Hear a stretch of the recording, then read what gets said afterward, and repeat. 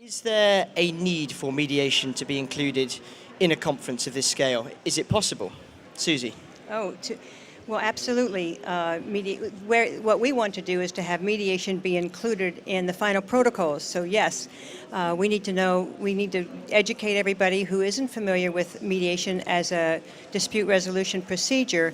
And then it's very important, we think, to have it included in the final agreements so that as the agreements read right now from the Kyoto Protocol, it says if there's a dispute, parties may litigate, parties may arbitrate, and parties may negotiate, and that's it. We think that it would be wise to add parties may mediate and parties may conciliate.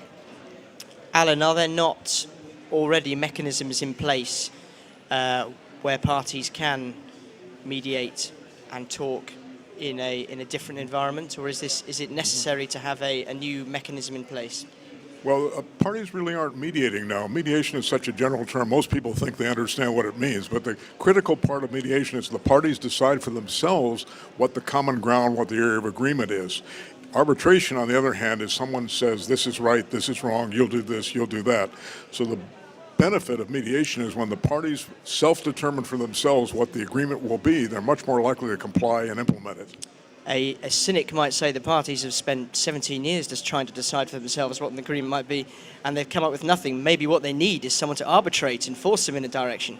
Well, there are some disputes where the parties say, we can't solve this by ourselves, it's intractable, please decide for us. It's 1 or 2% in my experience. Right here at the United Nations, at the conference, people are talking past each other, the microphone goes on, someone gives a speech, someone else gives another speech. They're not necessarily contingent. That's not dialogue. In mediation, we encourage dialogue.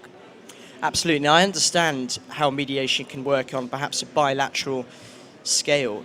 Are there precedents for mediation working in a multilateral arena? Take that one. Yes, we do a lot of multi-party mediation. Sometimes it's called facilitation, and we try to get the people to participate. Sometimes there are people who try to dominate a discussion, so a good facilitator will say, they'll cut off the mic or turn to someone else and say, would you like to make a comment right now? So facilitating involves having everyone participate in a more democratic manner, and still the critical feature is having people listen to each other to understand, because the bedrock of an agreement is understanding what the interests are of each person, not just the positions. If somebody says do this, do that, we want to know why. Tell us more about your reasoning for this.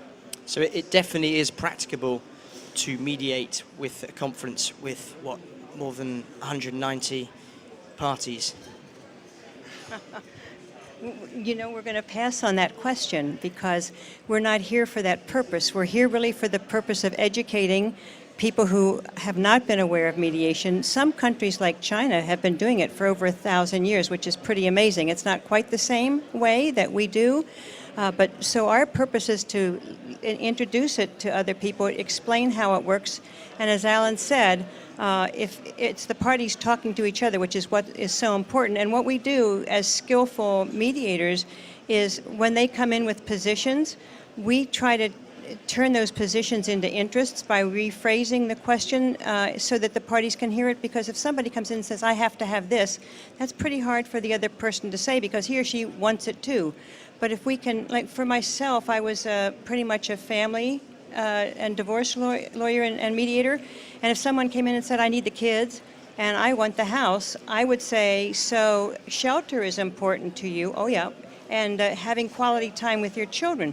That's just a little bit of a rephrase, but they can hear it much better. So you can do the same thing in other types of disputes.